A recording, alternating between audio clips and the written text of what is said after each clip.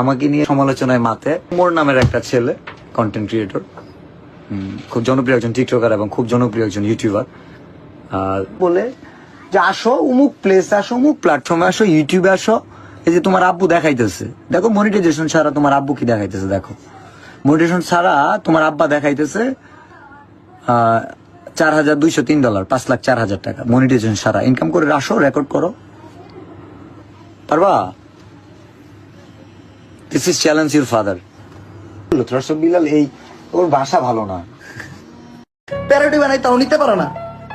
এই ছাগল, আমি প্যারোডি বানাই ইউটিউবে, এই ভিডিও আরেকজনে কাইটা সারে টিকটকে, তোরা টিকটকে দে তার কমেন্টে নিচে গাইলা, টিকটকে দে তোরা ভিডিও বানাত, কারণ মানে আমি ইউটিউবে ভিডিও বানাই, ইউটিউবে খেলো আমার লগে তা পারবো না, ওরা যে খেলে টিকটকে, কারণ টিকটকে আইটা ভিডিও বানাই লবি বয়, ইউটিউবে খেলো, আমি ইউটিউবে খেলাম, ইউটিউবে খেলো, আমি কিন্তু ওই ভিডিও ফেসবুক পেজেও ছাড়ি না। আমার একটা নীতি কি জানেন, আমার ইউটিউবের ভিডিও আমি খেলে ইউটিউবে ছাড়বো, আমার টিকটকের ভিডিও টিকটকে ছাড়ুন, ফেসবুক পেজের ভিডিও ফেসবুক পেজ, আর ইউটিউবের শর্টস চ্যানেলে ছাড়ুন। আমার কিন্তু আলাদা আলাদা কন্টেন্ট, আলাদা আলাদা চ্যানেল।